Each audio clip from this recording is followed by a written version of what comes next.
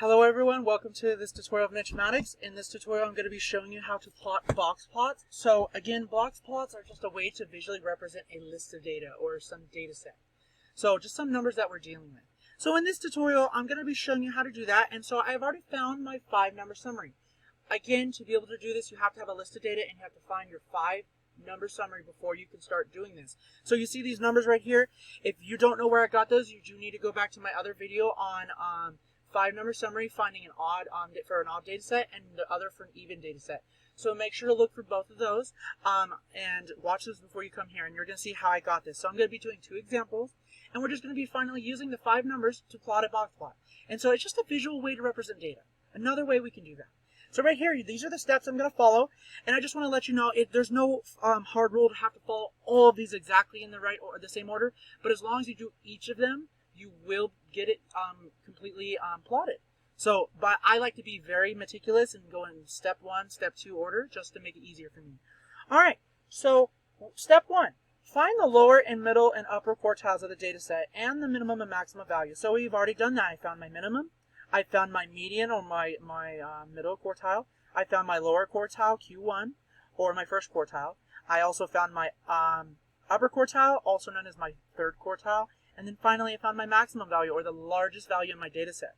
So that's step 1. We have already done it. Step 2, on a number line, mark the lower quartile, middle quartile, and the upper quartile. We're going to plot all 3 of these right here first. So first, we have to have a number line. So this is remnants from the other number line I had, so I'm going to redo it. So we have to make a number line. So let's draw a straight line. And so because my minimum value is 10 and my maximum is 90, I have to go a lot of distance. So I'm going to count by 10s. I'm going to do tick marks, 10, 20, 30, 40, 50, 60, 70, 80, and 90, and I go to my maximum value. So now we're going to go on to the next step. On a number line, mark the lower quartile, middle quartile, and the upper quartile. So I'm going to do my box plot in blue, and so I'm just going to plot all 3 of these numbers right here, and I'm going to mark where they are. So let's start with Q2, 21. So Q2 is about right here at 21. So this is my Q2. And then I see that I have my Q1 at 15. So 15 is between 10 and 20. So about right here, 15. That is my Q1. So I'm not plotting them yet. I'm just labeling them. And then Q3 is 31. So 31 is approximately here, and that's my Q3. Now, a box plot is normally done and plotted above it. So we're going to actually take all 3 of those, and we're going to go up higher and put a dot to represent them. So 15, we're going to put a dot for that one. 21, we're going to put a blue dot above that one. And then 31, we're going to put a dot above that one. We will label the box plot at the end, but this is just to show you where it visually lies. And you want to have it kind of above it on the same line, like this. So now that we have done that, step 2, now we're going to draw a box from the lower quartile and the upper quartile. So again, that's my Q1 and my Q3. You have to go from Q1 to Q3 with a box. So I'm going to draw a box. It could be any height. And there's my box. I have made my box. Step 4, mark the middle quartile with a vertical line segment. So vertical just means up and down, top to bottom. So right here, where you saw my Q2, I have to have a vertical line in the middle. So I will always have a line in my box plot most of the time. So that's step 4. Step 5, mark the minimum and maximum values on the number line. So my minimum is 10, so I'm just going to find where my minimum is. So again, 10, I'm just going to mark it up here, 10 right here. That's my minimum. And then my maximum is 90, so I'm way over here. So my maximum will be above the 90 mark. And then I have both of those done. So now that I've done that, my last step, draw lines from the least value to the lower quartile and the upper quartile to the greatest value.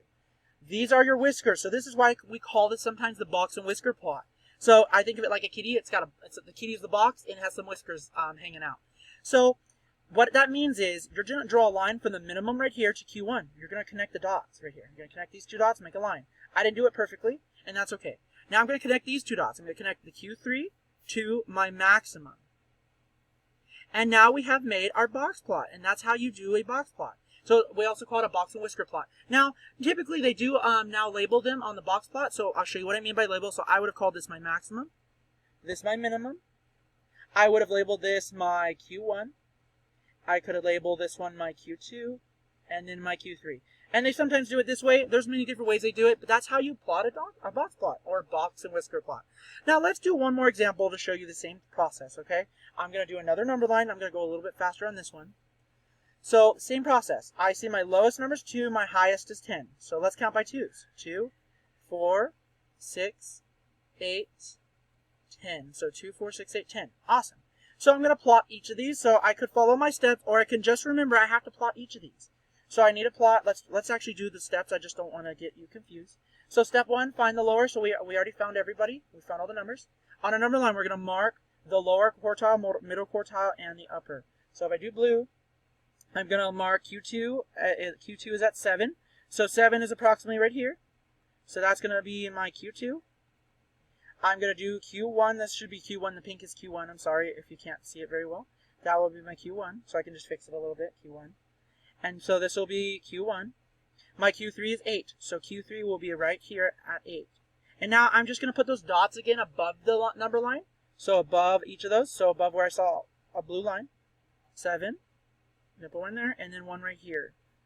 So now I have done that step. That should have been my third step. Let me double check. My third step, draw a box plot from the lower quartile and the upper quartile. So nope, that was my second step. Now we're going to draw our box again. Draw our box from our Q1 to our Q3.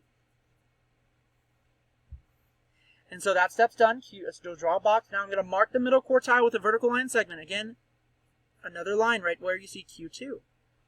Next step, draw lines, mark the minimum and maximum values on the number line. I keep getting ahead of myself.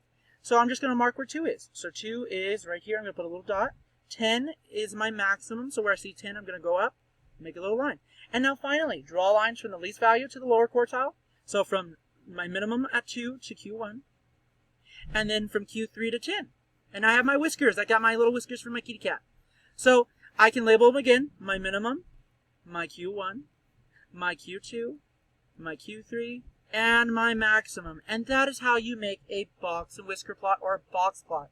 So just follow these steps so that it will help you to plot it. Otherwise, just remember, plot all 5 of the values above the number line where those numbers are.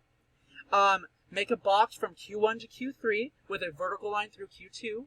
And then make whiskers connecting your minimum to your Q1 and another whisker from your Q3 to your maximum. And that is how you make a box plot. I hope this helped you out, and best of luck.